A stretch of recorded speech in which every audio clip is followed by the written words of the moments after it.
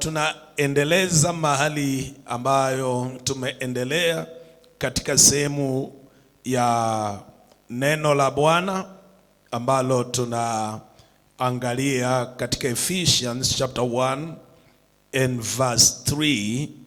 Leo tutaanza katika sehemu hii, bali ni vyema tujue ya kwamba tunaangalia still the promises of God. Hapa maandiko inasema ya kwamba praise be to the God and Father of our Lord Jesus Christ, who has blessed us in the heavenly realms with every spiritual blessing in Christ. Bwana tukuzwe sana. Tunaona hapo anasema ya kwamba na Mungu apewe sifa, Baba ya Bwana wetu Yesu Kristo, ambaye ametubariki na baraka zote katika ulimwengu wa kiroho katika Kristo Yesu. Now, sehemu hii tunavyoangalia, tunapozungumzia juu ya ahadi ama the promises of God. The promises ambao tunagundua ya kwamba the promises of God, ahadi za Mungu, they are real. Ahadi za Mungu ni ya kweli. Ahadi za Mungu ni za kweli, ya kwamba jinsi anavyoahidi vivyo hivyo inakuwa hivyo. Katika sehemu hii maandiko inasema ya kwamba Paul anatuandikia akiwa anaeleza ya kwamba wapenzi, jueni ya kwamba sifa tumpatie Mungu ambaye ni Baba wa Yesu Kristo, ambaye tayari ametubariki na baraka zote katika Kristo katika ulimwengu wa kiroho. Yani katika sehemu hii ni ahadi ya neno la Bwana ambalo tayari ni kile imetendeka tayari, ya kwamba sasa tunapotembea katika dunia hii tunatembea chini ya baraka za Bwana ambazo tayari zimeachiliwa katika ulimwengu wa kiroho. Anapo maandiko yanavyosema ya kwamba tayari tumebarikiwa, ni hakika ya kwamba tayari tumebarikiwa. You know, sometimes huwa ninaangalia watu wanadhania ya kwamba wana expect baraka itoke mahali, ya kwamba mtu aende pale akubariki. Na kuna wengi ambao wana chase, wanakimbiza baraka. Bado anaona ni kana kwamba anahitaji kubarikiwa. Anahitaji mtu aseme barikiwa. Anahitaji tangazwe ya kwamba amebarikiwa. Lakini tunapoangalia katika Biblia tunakuta ya kwamba ni tofauti. Kwa maana neno la Bwana, kuna neno la ahadi ambalo tayari Mungu amesema ya kwamba mimi pamoja na wewe tayari nishabarikiwa katika ulimwengu wa rohoni, tayari tumebarikiwa. Na tuvyema pia tujue ya kwamba it is the spiritual that controls the natural. Ikiwa katika ulimwengu wa roho tayari Jehovah, my creator and your creator, ashatangaza ya kwamba nimebarikiwa. Ametangaza ya kwamba wewe umebarikiwa. Sasa ninaelewa ya kwamba Jehovah ni mkuu kuliko mtu wa aina yeyote. Sasa ikiwa yeye mwenyewe katika ulimwengu wa kiroho kule ashatangaza mema, ashatangaza baraka, ashaahidi ya kwamba tayari nimebarikiwa. Sasa hata ninapotembea katika ulimwengu wa hapa, ninatembea kama mbarikiwa, sio yule ambaye anatarajia kubarikiwa. Ninatembea kama mtu ambaye ako na hakika ya baraka za Mungu na baraka za maisha katika maisha yake. This is a point of knowledge and understanding ambayo tunapokuwa nayo inatusaidia. Bwana tukuzwe sana. Katika Psalm 1, blessed is the one who does not walk in step with the wicked, or stand in the way that sinners take, or sit in the company of mockers, but whose delight is in the law of the Lord, and who meditates on his law day and night. That person is like a tree planted by streams of water, which yields its fruit in season, and whose leaf does not wither. Whatever they do prospers. Yani katika haya maneno peke yake inatuonyesha ahadi za Mungu katika mtu ambaye hatembei katika njia ya waovu. Yule mtu ambaye amejitenga na maisha ama na tabia ya wale wenye dhihaka. Mtu ambaye roho yake na mawazo yake ameweka katika kutafakari na kutaka kujua neno la Bwana. Tunaona kila macho inafananishwa, that is a promise that is given, ya kwamba yeye anafananishwa na mti uliopandwa kando kando ya mto, ambaye maandiko inaeleza ya kwamba matawi yake haiwezi ikanyauka. Na tena anaeleza ya kwamba na yeye uzalisha matunda katika majira yote. Majira yote inamaanisha ya kwamba kuna wakati majira sio mazuri na kuna wakati majira ni mazuri. Neno la Bwana inasema ya kwamba ahadi ambayo inapeanwa hapa ya kwamba maandiko haizungumzii juu ya mti. Maandiko ina explain juu ya wanadamu. Bwana tukuzwe sana. Miti ni mifano tu, inafananishwa. Yule mtu ambaye njia zake ameamua kuyatenganisha na kufuata neno na kutafakari juu ya neno, maandiko inaeleza kwamba kama vile mti huwa unabarikiwa katika hali ya kwamba majani yake hayawezi yakanyauka. Nasi pia maandiko inatarajia katika maisha yetu ya kwamba it is the will of God ya kwamba we shall never fade away. Neno fading ambayo inazungumziwa hapa inazungumzia your health and my health, my vitality, ile uwezo wangu katika mwili, physical body ambao niko nalo. Maandiko inatarajia kwamba inakuwa na ile hali ambayo inasema, inaonesha kwamba una unyonge, yani una mahali ambapo unanyauka, matawi yako inakuwa evergreen.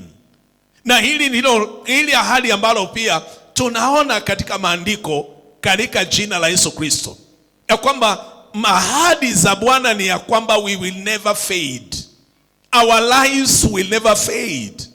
Yale ambayo tunafanya, we are not supposed to fade because the promise of God still stands. Hakuna wakati ambapo ahadi za Bwana inabadilika. Now, katika sehemu ambao pia tunaangalia pia Revelations chapter 1, kwa maana tunaona ahadi ambazo Mungu amepeana kwa watu wa Mungu.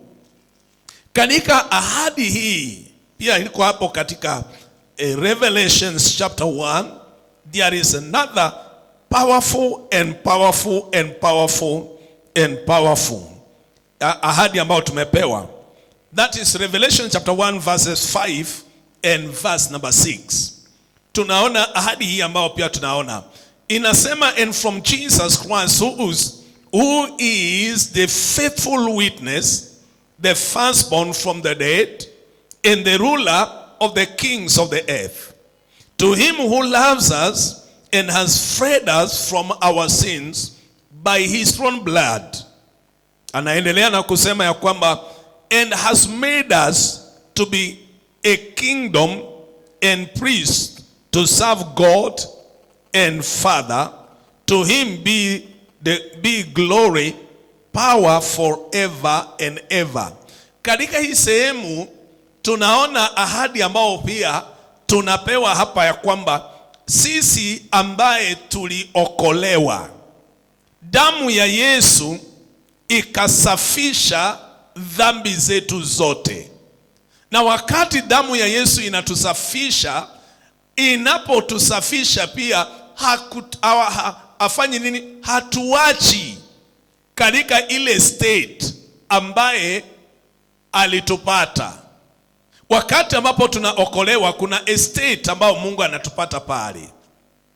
Wengine wakawapata ikiwa machokora, wengine wamepata ya kwamba hawakuwa na masomo yoyote, wengine wamepata ya kwamba walikuwa wameumia, wamekuwa wezi, wanyang'anyi. Ametupata katika tabia za aina yote.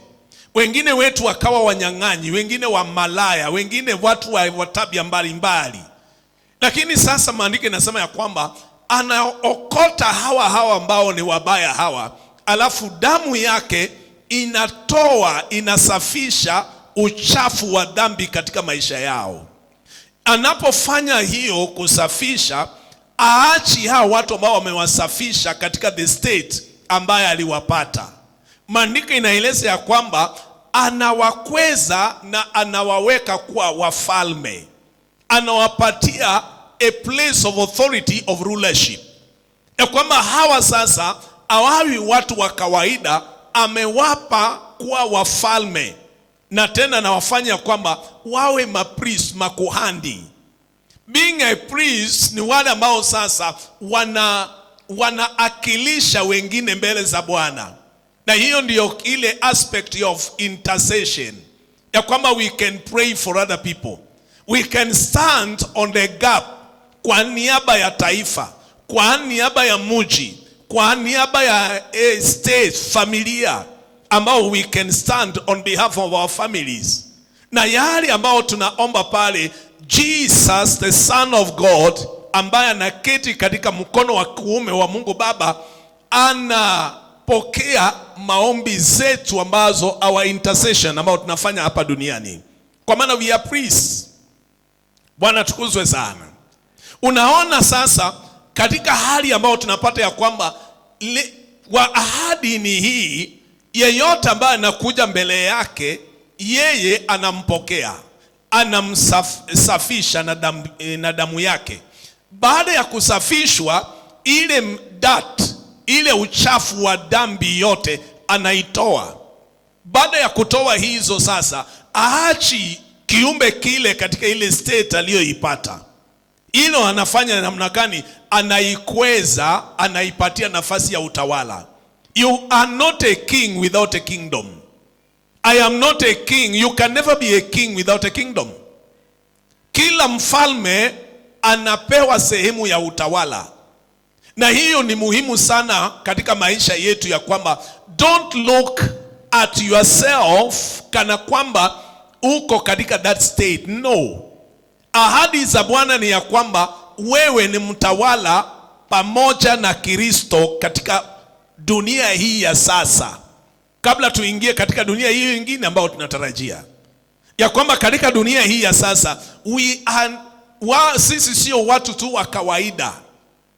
Ile ambao Apostle Peter naye anapoandika, akaandika jambo hili katika 1 Peter chapter 2 from verse number 9. But you are a chosen people, a royal priesthood, a holy nation, God's special possession, that you may declare the praises of him who called you out of darkness into his wonderful light. Once you were not a people. Unaona hata hiyo verse 10 vile inasema ya kwamba kitambo hamkuwa watu. Kitambo hata sisi hatukuwa na watu, hatukuwa na dhamana, hatukuwa na faida.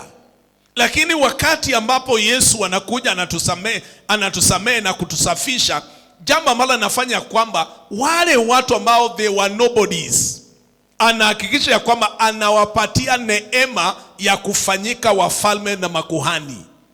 Sasa your status and my status inabadilika, ni hali ya mabadiliko ya our status katika maisha haya.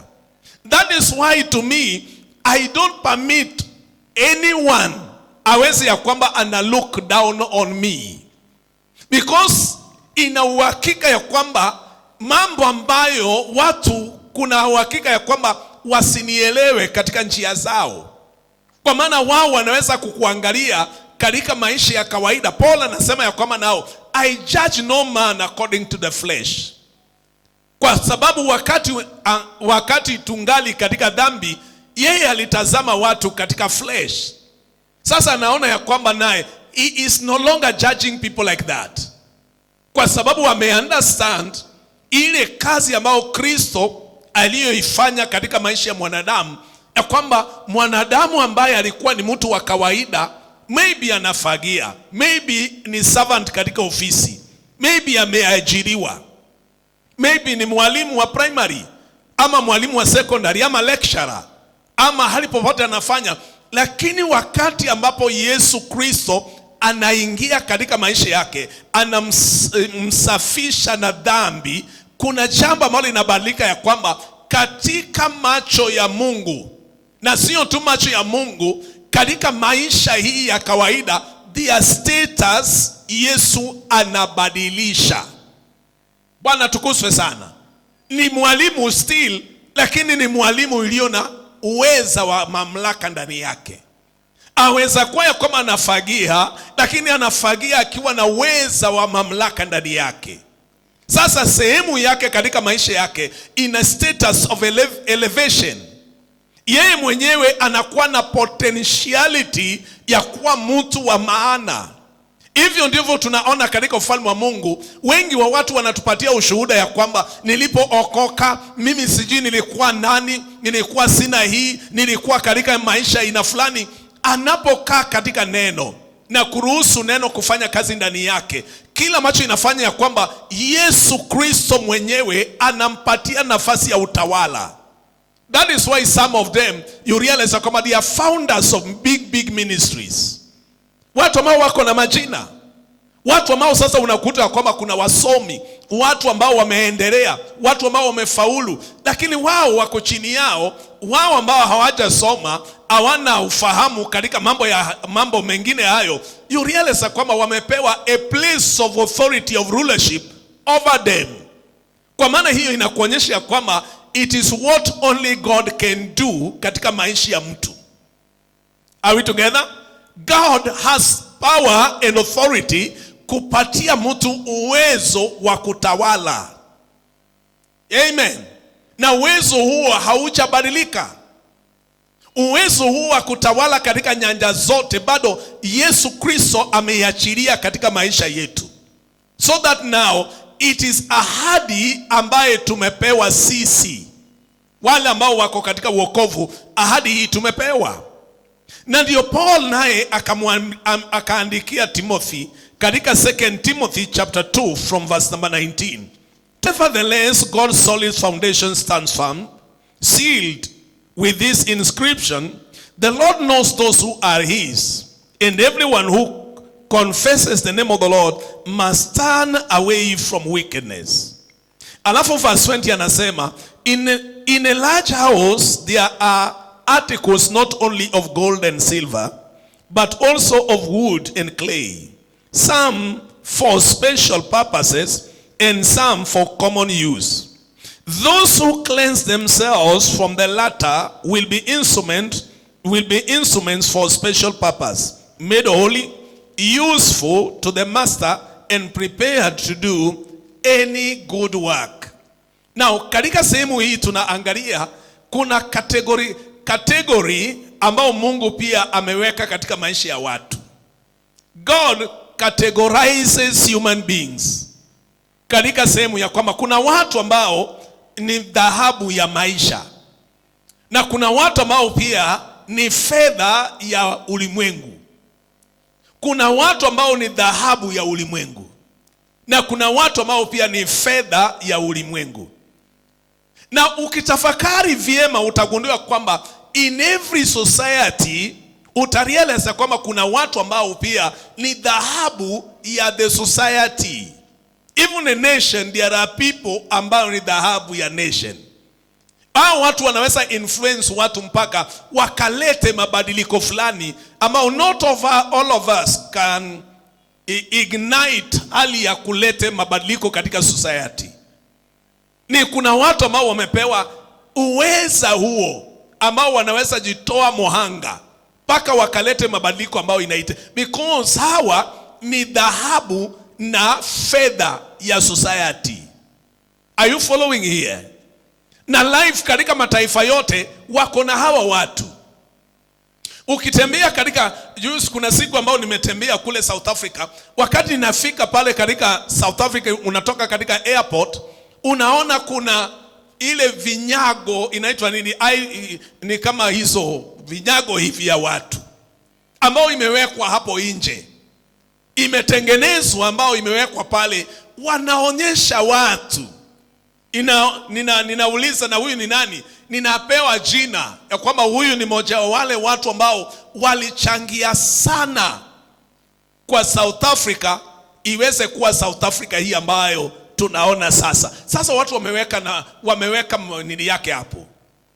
Unarealize kwamba these were the gold of those people.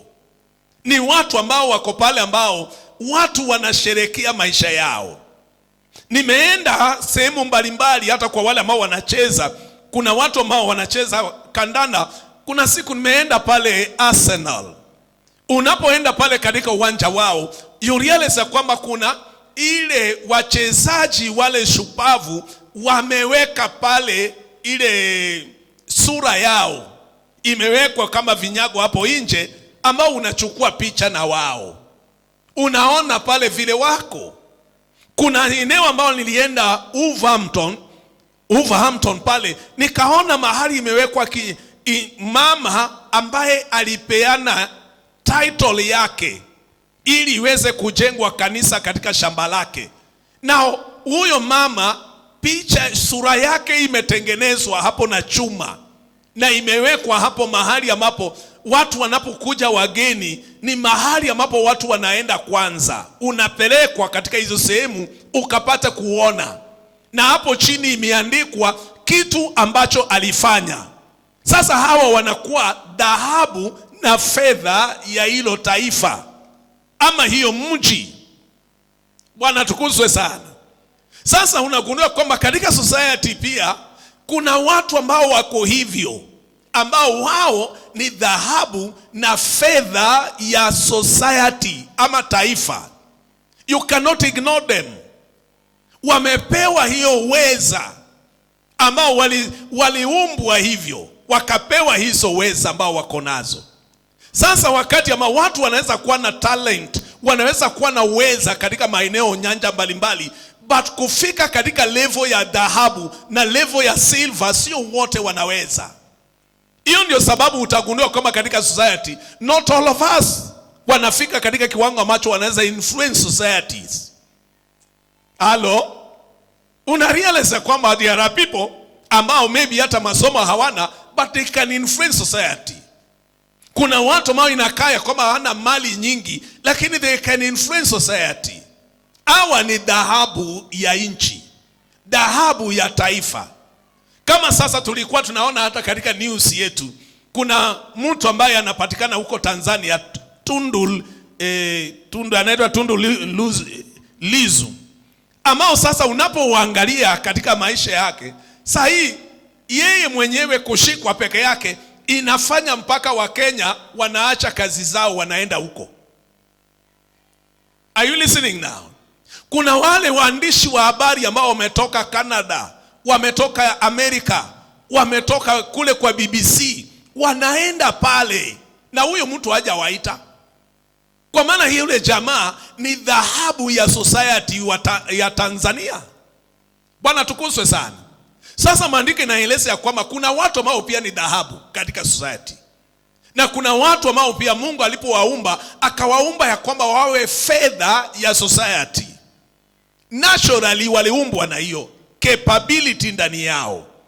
Lakini neno la Bwana inasema ya kwamba kuna watu ambao katika kuumbwa kwao waliumbwa katika hali ya kuwa na nini, udongo na vyombo vya ambao tunaweza kusema vyombo vya mbao.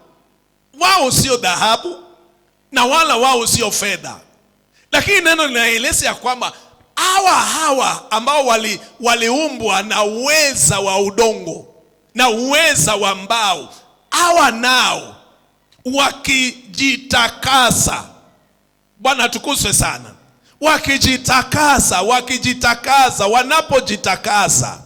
wanapojitakasa na waache uovu wao, hawa nao maandiko inasema ya kwamba na wao pia wanapewa uweza wa kuhamishwa katika kiwango cha udongo na mbao, na wanapatishwa katika maeneo ya fedha na dhahabu. Na hii ni ahadi ambayo tunapewa ya kwamba when I work on the area of sin and unrighteousness katika maisha yangu, I must have an expectation katika maisha yangu. Now promises ya Mungu inajenga my solid expectation katika Mungu.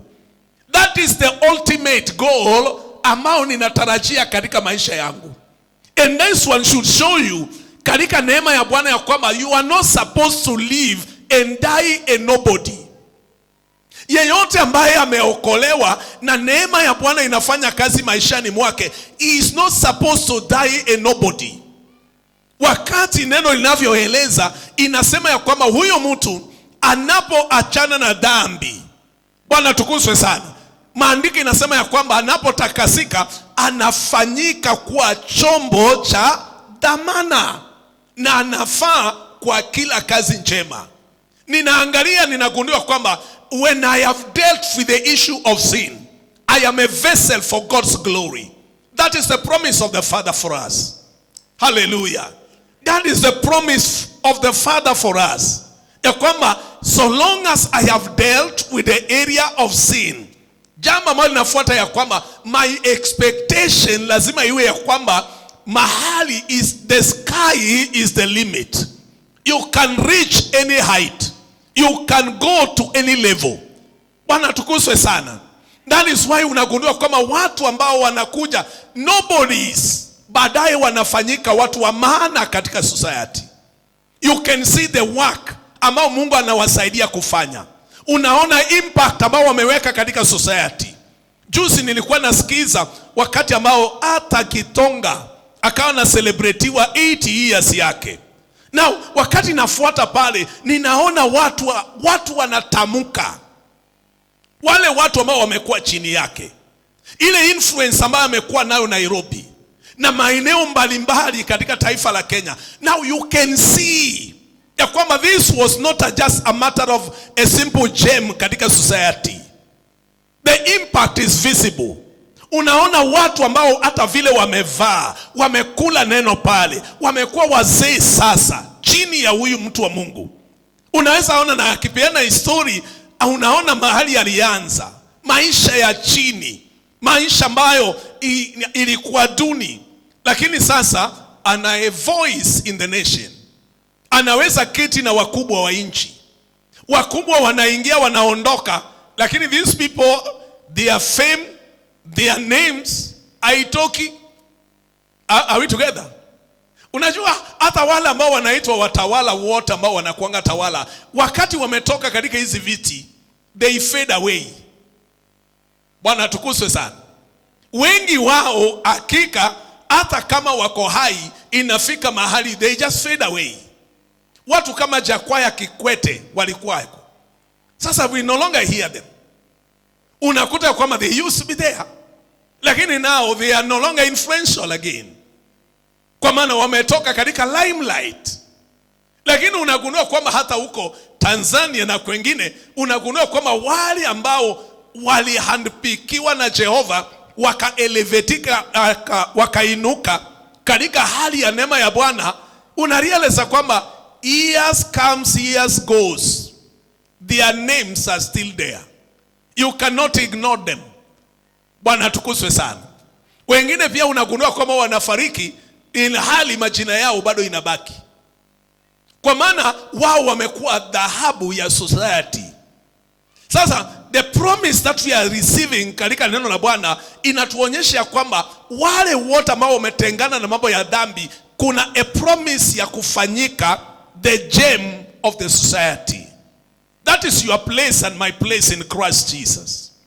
Ni ahadi yangu. You are not a nobody in this society. Sometimes wakati hata unapotembea katika maeneo ya mbali, never allow anybody to look down on you. Kwa maana we are special species. Ama maandiko inaeleza ya kwamba we are special people. Bwana tukuzwe sana.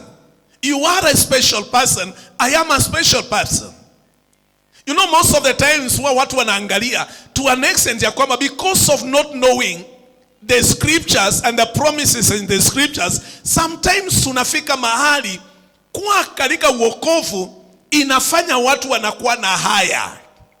They feel kuwa na ile haya ya kutojitambulisha ya kwamba yeye ni nani mbele ya watu, ya kwamba sasa mtu anaenda mahali kusema hata mimi nimeokoka, Yesu ni Bwana, anaona aibu, anaona haya, anashindwa kujieleza, kujitambulisha mbele ya Bwana, kwa mbele ya watu, kwa sababu wengi wao they don't know their placement katika Kristo Yesu kupitia katika ahadi ambayo tumepewa. In fact, mtu ambaye ameokoka hata akiokoka asubuhi, that person is special in the eyes of God. That person is special in the eyes of men. In fact, kile ambacho ninajua ya kwamba neno la Bwana linasema ya kwamba huyo jamaa anakuwa mbone ya jicho la Mungu. In other words, ya kwamba anakaa katika 24/7 watchful eye of the Lord. The person is so special. Imagine ya kwamba inafika mahali ambapo Mungu anatumia, Yesu anatumia mfano akisema ya kwamba anaweza acha wale 99 na naenda for one ambaye amekubali kusamehewe dhambi zake na kurepent. Anaacha kondoo wale wengine, anaenda for this person. That is how serious it is. Neno la Bwana linasema ya kwamba imagine ya kwamba anyone that is converted, only one. Neno linasema ya kwamba the angels in heaven wanasimamisha kazi yao, wanaanza kushangilia because of one person ambaye anakubali Yesu kuwa Bwana na Mwokozi wa maisha yake. Ikiwa heaven can stand still because of somebody that is converting, mtu mlevi na mukora ambaye amepiga watu ngeta, alafu anafika mahali anasamehewa dhambi, the angel stands in applause sababu ya huyu mtu wangeta ambaye ameokoka. You can see how the manner uokovu inalete katika maisha ya mtu.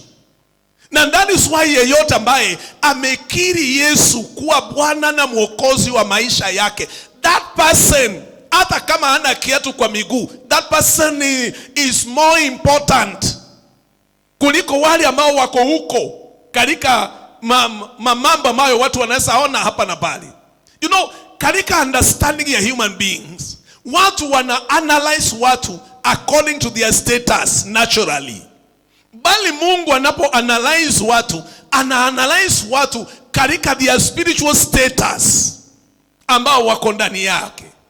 So, katika maisha yako na maisha yangu, my brother and my sister, it is important for us to note ya kwamba you are so special and you are a special species katika uweponi mwa Mungu. That is ahadi ambao umepewa na nimepewa. Ninapotembea ninatembea na ujasiri. Na hii confidence Paulo akaandikia Waibrania ya kwamba kuini na ujasiri huu, let that confidence be there. Halo, Bwana tukuzwe sana. Hizi ndizo vitu ambavyo tunagundua kwamba hata wakina Peter walifika mahali, ndio maandiko inasema ya kwamba they never feared anybody. Hata wakisimama mbele wa Sanhedrin wanasema ya kwamba amueni ninyi kama nitawatii ama tutatii Mungu. Hata hawa watu wanashangaa, wanasema these people are not learned. Na unaangalia wanajua their position katika Kristo Yesu. Leo nataka niwaeleze watu wa Bwana, the promises of God juu yetu, sisi sio watu wa kawaida. Neno la Bwana linatufanya tusiwe watu wa kawaida. No, you are not just a normal human being. Halo, Bwana tukuzwe sana. Angalia vile Yesu alivyosema katika John chapter 3 number 6. Jesus answered, verily, truly I tell you, no one can enter the kingdom of God unless they are born of water and of the Spirit. Flesh gives birth to flesh, but spirit gives birth to spirit. You should not be surprised at my saying, you must be born again. The wind blows wherever it pleases. You hear its sound, but you cannot tell where it comes from and where it is going. So it is with everyone born of the Spirit. Now, katika sehemu hii Yesu ana explain yule mtu ambaye amezaliwa katika roho. Kama vile sisi ambao tunakubali kuzaliwa mara ya pili, sasa tunafananishwa na ile muondoko wa roho ama upepo. Hakuna mtu ambaye anaelewa mahali upepo inatoka na wala upepo inaenda wapi.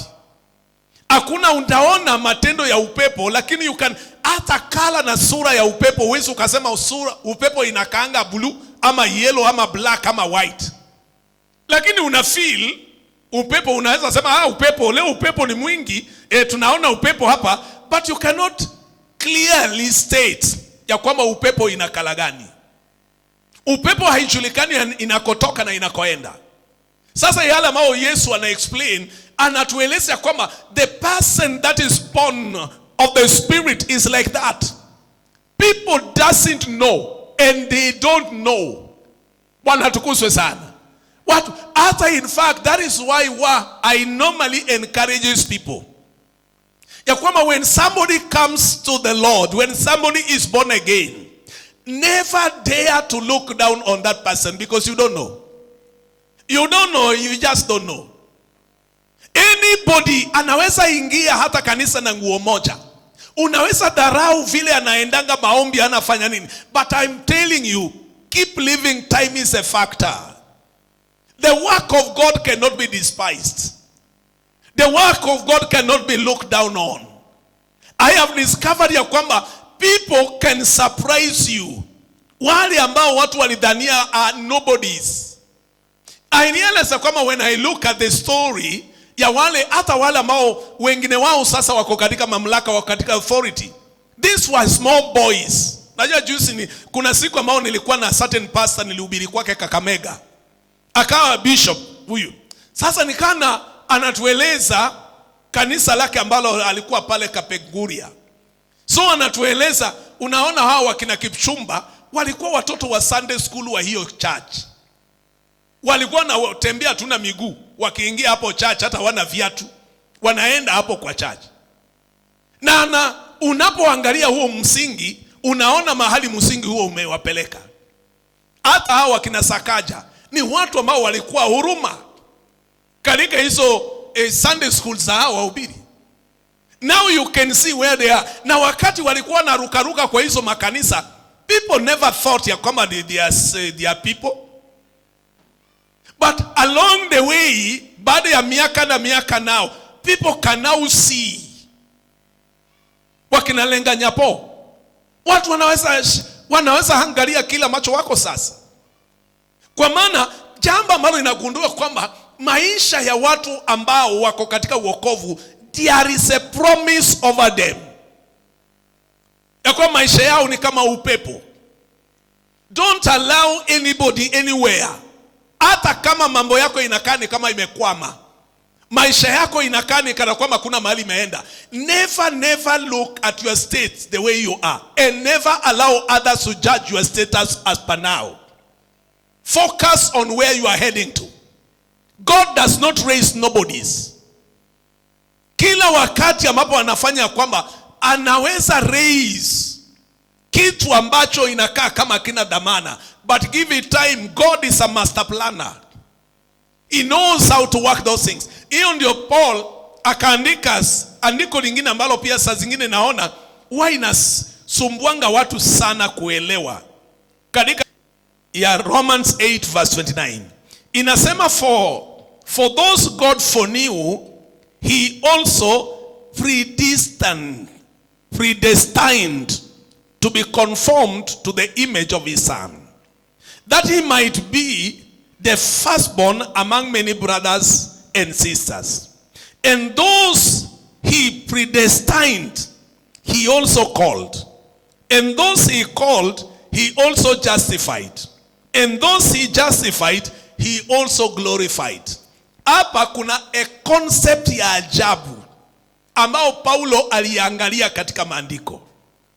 Anaeleza the concept ya predestination. ya kwamba ni kitu ambacho Mungu alipanga kutoka awali.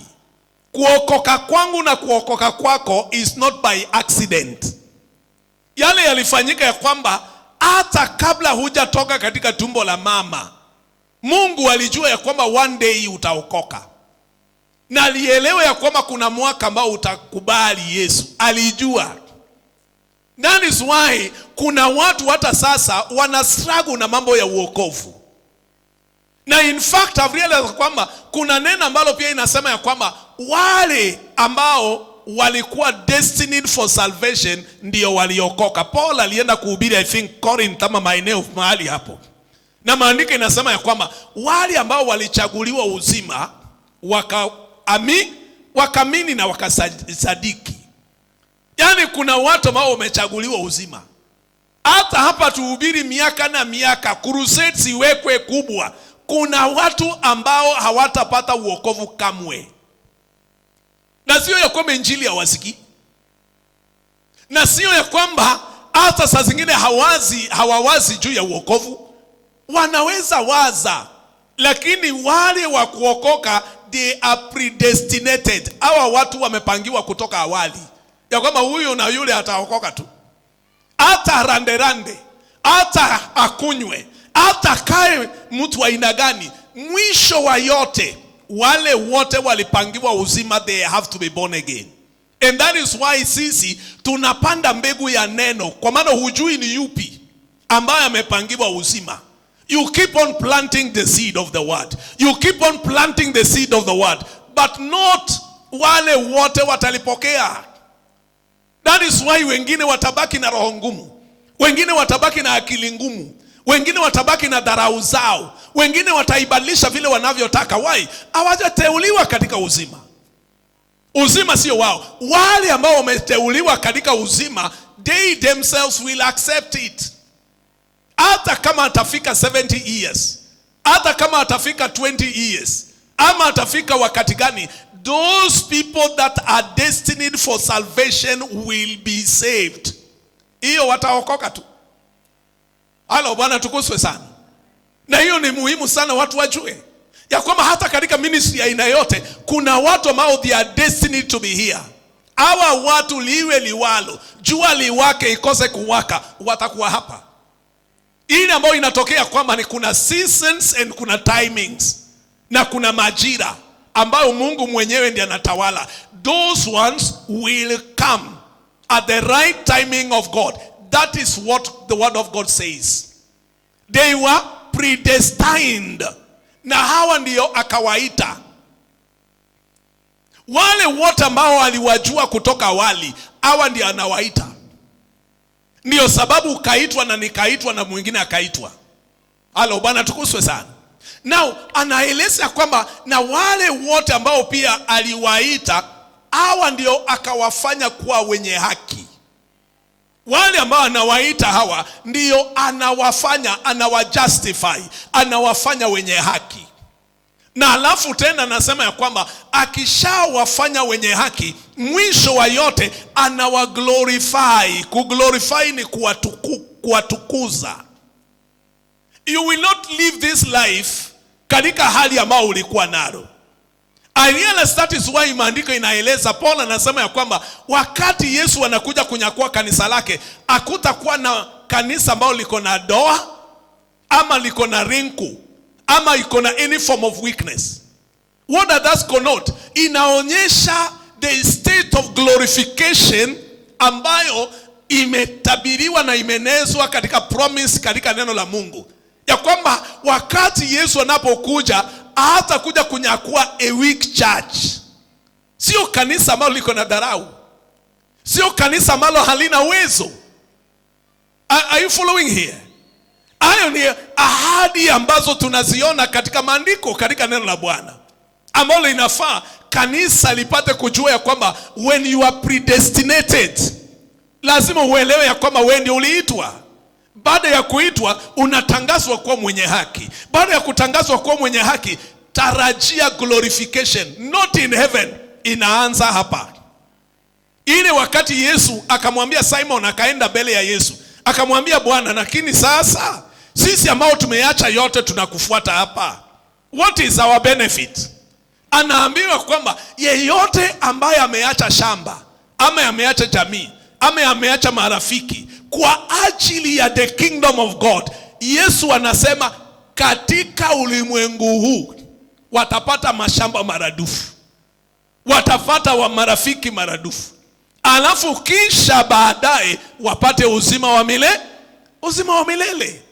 Sasa wengi wa watu wao wanaposoma hizi sehemu za glorification, wanaona the church, wengine wanasema ya kwamba church siku hizi imekuwa biashara, imekuwa. Jesus said wale wote ambao wameacha hii anasa yote kwa ajili ya ufalme wa Mungu, kwani hawakutarajia tutakuwa na mashamba? Kwani hawakutarajia kwamba tutakuwa na manyumba? Halo, Bwana tukuswe sana. Tunaweza anza katika level yote, lakini ahadi ambazo Yesu amesema dunia hii, hakusema dunia ijayo, anasema ya kwamba hayo yanaanza katika dunia hii. So that is why level ya knowledge ndiye huwa mara nyingi inakosekana, na watu wakishakuwa na ufahamu za ahadi za Bwana inampatia ujasiri katika moyo wake. Anaelewa ya kwamba neno la Bwana linasema hivi. Hata kama vile ambao pia maandiko inasema ya kwamba the wealth of the wicked shall be transferred to the kingdom. That is the truth. That's a fact. Ambao pia zitakuwa. Kuna seasons ambao zitakuwa huko mbele ambao the wealth of the wicked ambao wamesha gather over the years, they will be dropping them in the church. Na hiyo wengine watafikiria watu they are brainwashed. Wamekuwa brainwashed. Listen, bado brainwashing haijafika. Yale ambao tunaona sasa ambao people are complaining ya kwamba these people are being brainwashed na wahubiri siji nini na nini, ngojea bado huko mbele ndio itakuwa zaidi. Because the heavens and the earth shall pass away, but hakuna dot ambayo imeandikwa katika Bible ambayo itakosa kutimia. Na Yesu mwenyewe ndiye akasema. Bwana tukuzwe sana.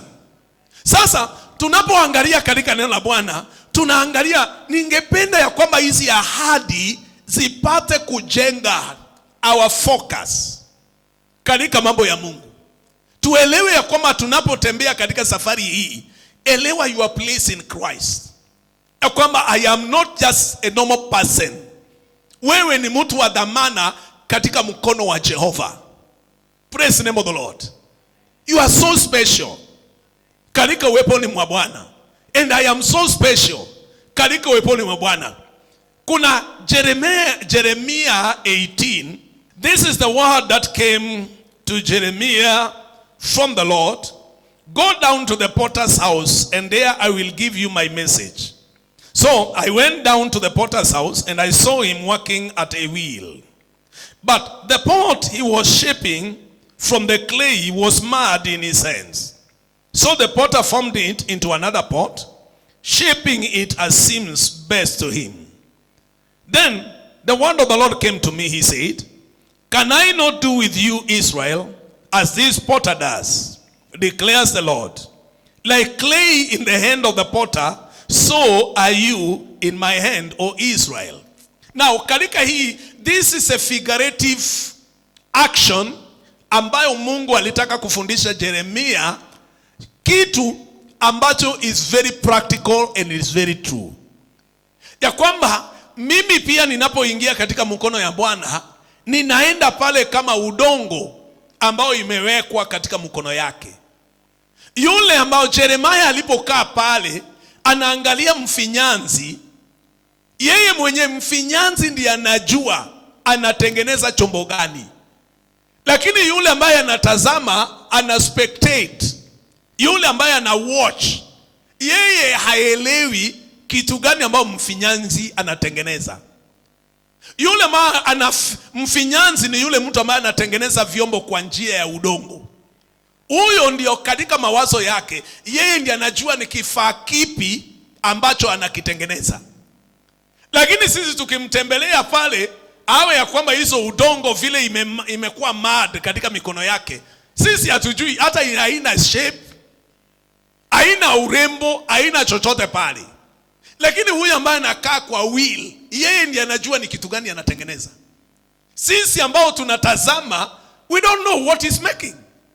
It is the owner that knows the product ambayo yeye anatengeneza. Sasa kila ambacho inafanyika ya kwamba wewe pia kama mimi ni udongo katika mkono wa Mungu. That is the promise here.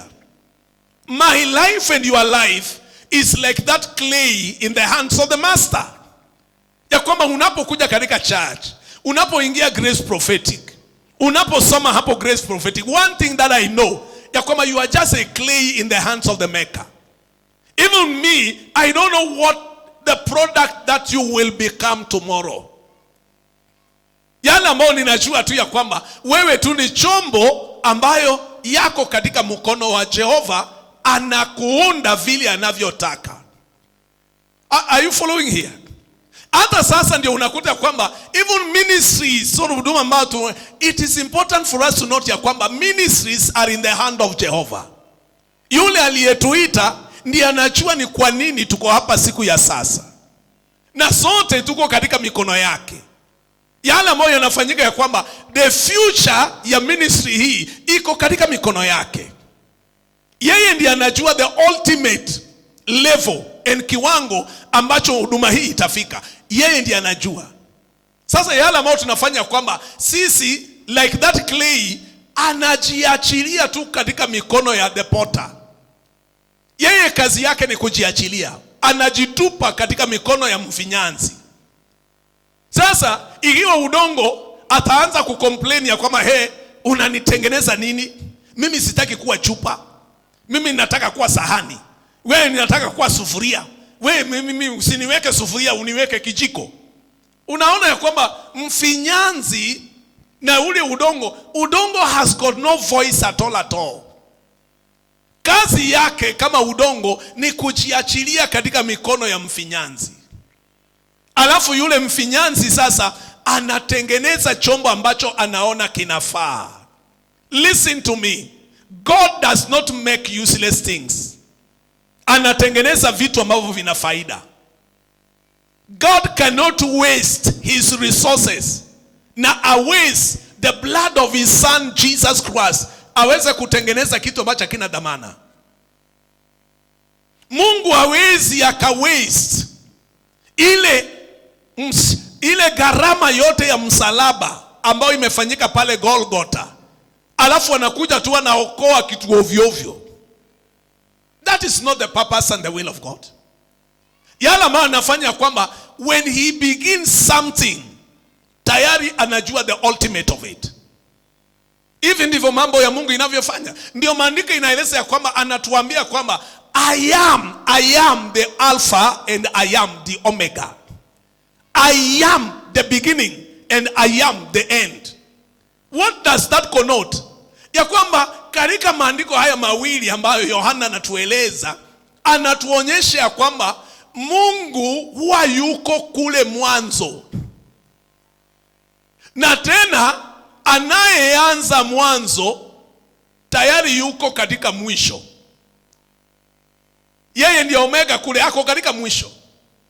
In other words ya kwamba yeye ndiye ako na the final say katika chochote na katika maisha ya mtu yote. Jehova ndiye ako na final say. Don't allow anyone awe ya kwamba yeye ndiye ako na usemi katika maisha yako. No, that is not scripture. The promises of God ni ya kwamba yeye ndiye Alpha na tena ndiye Omega ya maisha yako na maisha yangu. Yeye ndiyo msema wa mwisho. Wakishasema zao, sasa yeye ndiye anakuja anasema ya mwisho ndio huu. This is the conclusion of the matter. Vile Solomon alivyoandika, the conclusion of the matter is this. Sasa Mungu ndiye anatamatiza maneno na mambo ya lugha ya watu. Yeye ndiye anatamatiza. Yeye ndiye anasema ya mwisho. Sasa ninapoelewa hii, ahadi kama hii inanisaidia mimi kuona mbele mahali ninaenda. I hope I'm building somebody's here.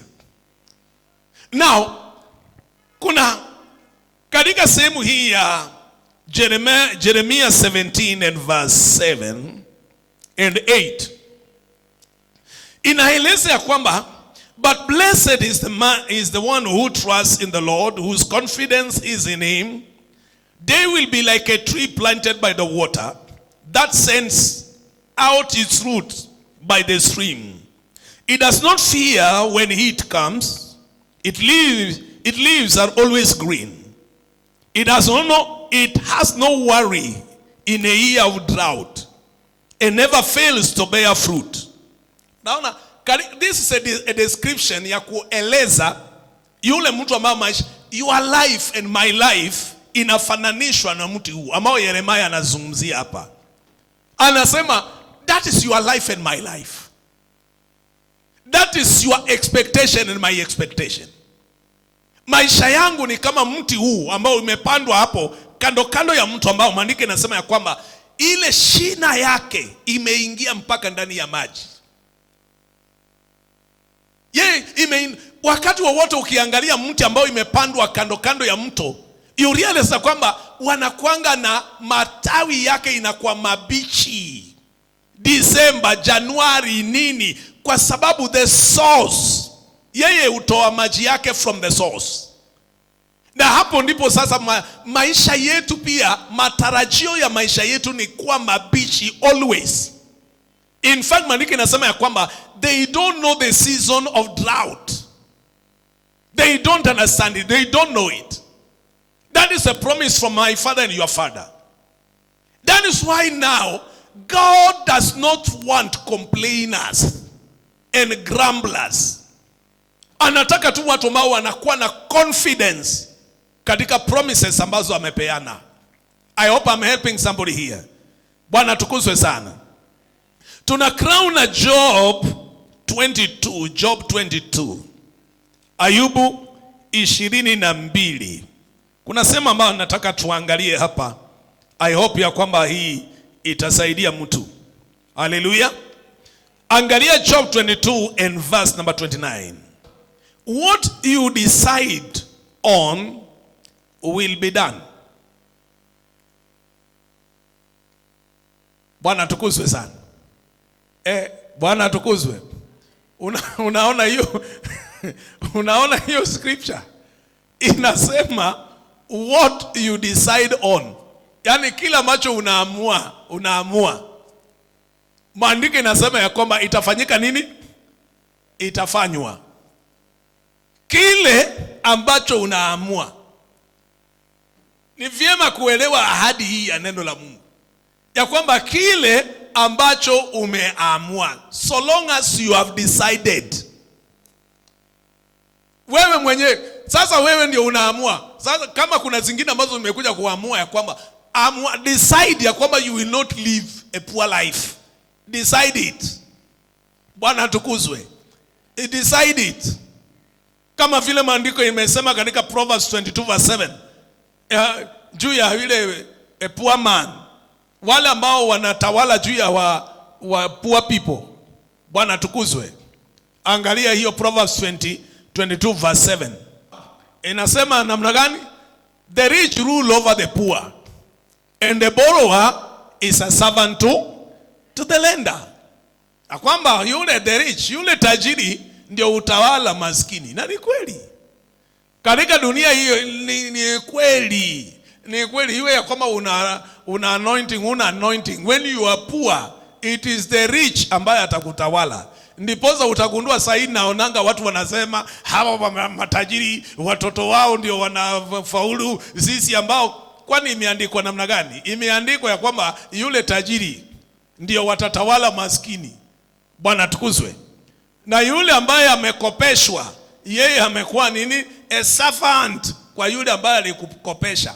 Ndio watu wengine mnajificha chini ya vitanda sababu ya Shylock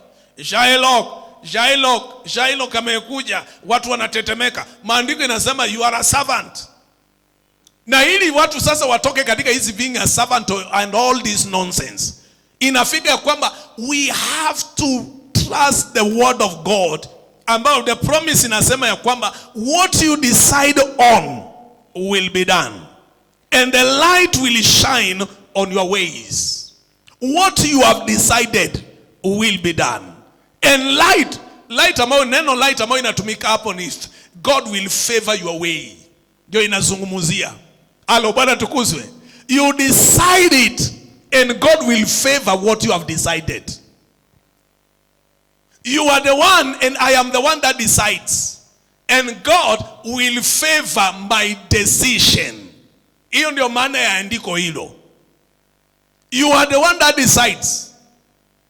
Kama sasa unaamua tu kuna vitu ambavyo nimeamua katika jina la Yesu. One, ya kwamba nimekataa kwa mhubiri wa kijiji. That one I've refused it. Why? Yesu alisema ya kwamba tuende ulimwenguni mwote. Hakusema ya kwamba tuende hapo tu mahali hati mimi ni pastor hapa ishindwe hiyo katika jina la Yesu. And I'm not a pastor of a small church. That one also nimekataa katika jina la Yesu Kristo. Are you following here? Na tena nimekataa maisha ya poverty. Watu wanaelezanga wanasema ya kwamba poverty is in the mind. And it is true. I've realized kwamba hata hizi mambo ya umaskini, it doesn't matter where you are beginning. Yale mambo yako ya kwamba anybody anaweza toka maisha ya umaskini. Anaweza toka. By what? The power of decision. Ile maandiko inasema ya kwamba whatsoever thou have decided, it shall be done. Wewe ndio una decide the kind of a life that you want to live here on earth. You just decide. Ikiwa ni maisha kungangana, you are the one that decides to live it. Come on, that is your portion and my portion. Alafu anasema katika mstari ambao inafuata, in verse number 29, anasema ya kwamba when people are brought low and you say lift them up, then he will save the downcast. Now katika King James inaeleza hivi, when men are cast down, then thou shalt say there is a lifting up, and he shall save the humble person. Now hii ambao maandiko inaeleza ya kwamba inazungumzia mambo ya saying it. Wakati ambapo watu ambao wamefinywa ya kwamba una uwezo kuambia ya kwamba kutoka sasa utafinywa tena, yule aliye chini unaiambia amuka, naye anafanya nini? Anaamuka. That is a promise ya kwamba you can use it kunenia biashara yako, kunenia maisha yako, kunenia yale ambao uko nao. Kwa na ujasiri. Watu wanaweza sema unajigamba. Now confession, neno confession is important. Confess the progress of your life hata kabla haijatokea. You confess it. Halo, Bwana tukuzwe sana. Nena natangaza, wale wanaotaka kusikia wasikie. And in fact alieleza kwamba hayo unapoyatangaza sana ndio watu wanakumbukanga. Ya kwamba he used to say it. Alikuwa nasemanga, sasa tunaiona. Alikuwa he used to say it. Ndio natakanga wasikie sana. Hata hapa Grey House, Grace Prophetic Mission. Because hapa wale ambao watafaidika na hii lunch hour, macho haijaona. Are you following here? Watu watakimbilianga hii lunch hour kujengwa na neno na kumaliza na kwenda kazi. Watu ambao watajengwa, familia ambao watajengwa, watu ambao watakuwa reconciled, jamii ambao watakuzwa katika neno kupitia katika this altar. This altar haijapandwa tu katikati ya town without a reason. Imeinuliwa hapa ikiwa na sababu. Halo, Bwana tukuzwe sana. Leo altar hii imeruhusiwa katikati ya mji na sababu. There is a reason, there is a purpose. Kama ingekuwa na sababu, hata sasa tungefikia mahali tumefikia. We are still where we are now because the will and the purposes of God must stand. Lazima isimame. Sasa neno linasema ya kwamba hata wale ambao wako chini, you shall say to them, be lifted, and they shall be lifted. That is the word of God for us. Unapoenda kwako kwa biashara na maisha, don't run around claiming and talking negative about your life and all that you do. Wewe ni mtu tofauti. Halo, wewe ni mtu tofauti. David akafika mahali akasema ya kwamba I was young but now I am old. I have never seen a child of a righteous person forsaken, to an extent ya kwamba wanaombaomba. Hiyo inakuonyesha ya kwamba anapeana experience yake, ya kwamba now I can see. Sasa nimeona toto wa mwenye haki. Kuna mahali sasa kutoka utotoni mwangu nimechunguza wenye haki, nimeona maisha yao, nimeona watoto wao. Paka sasa I can give you a testimony ya kwamba I am now an old man. Na sijawahi ona mtoto wa mwenye haki ameachwa to an extent ya kwamba wanaomba mkate. I've never seen that. Hata wewe pia katika maisha yako, you will never reach a point katika this life ya kwamba watoto wako hako wakaombaomba. That is not your portion. God will make a way for you katika jina la Yesu. Na in fact kuna vitu vingine ambao pia nimegundua ambao it is important for a believer to decide. Na unaamua mapema ya kwamba wewe na watoto wako hamtapanga laini mbele ya inaitwa mbele ya CDF. Ya kwamba mimi niko hapa nisaidieni mbele ya CDF, mbele ya CDF. Toka kwa hizo nonsense. Amini Mungu, enda fanya job. Barikiwa, upanuke, somesha watoto wako katika jina la Yesu. Your God is not a liar, is not dead, he is alive. He is the same yesterday, today and forever. Watoto wako sio wa kuomba mikate. Ya hiyo haimaanisha kwamba unaenda tu kwa toast, ya kwamba uko kwa bakery, ya kwamba yeye nipatie. Inazungumzia mambo ya kuomba kwa CDFs. Mambo ya kuomba kwa wings to fly. Mambo ya kuenda pale kuomba. Ndio hiyo mikate ambayo inazungumziwa ni mikate ya kuomba kwa wings to fly. Akili hiyo yote ambayo Mungu amekupatia na hekima yote hiyo ni ya nini? Niambie, Abraham in fact Abraham alienda kwa wale ambao wafalme wa Sodom na Gomora, akawaambia kwamba hata kondoo yenu sichukui, na hata ng'ombe yenu ama ndama sitachukua, hata vasi sitachukua, ili sije mnasema ya kwamba ninyi ndio mlifanya Abraham akafanyika nini, akatajirika. Sio hiyo ndio maandiko inasema? Akakataa. Na maandiko inasema ya kwamba niliapa mbele ya El Elyon, yani Mungu aliye juu, ya kwamba chochote ambacho kinatoka katika mikono ya mfalme wa Sodom na Gomora haitaingia kwa mikono yangu. Yale ambayo nitayaruhusu ni ili hao vijana ambao nimekuja nao, ile mkate watabeba ama nguo watababa ama nini watachukua na wake zao, sawa, waende nayo. But mimi Abraham, isije kesho unasema ya kwamba wewe ndio umefanya niwe tajiri. Unaona the power of decision? Am I talking? Kwa maana he is not a man that begs. Na mwishowe maandiko inasema ya kwamba he was so rich in gold, in silver, na wafanyikazi these things are decision, kama vile maandiko inasema. So decide. A promise is there, decide. Najua unaanzia leo ukiendelea.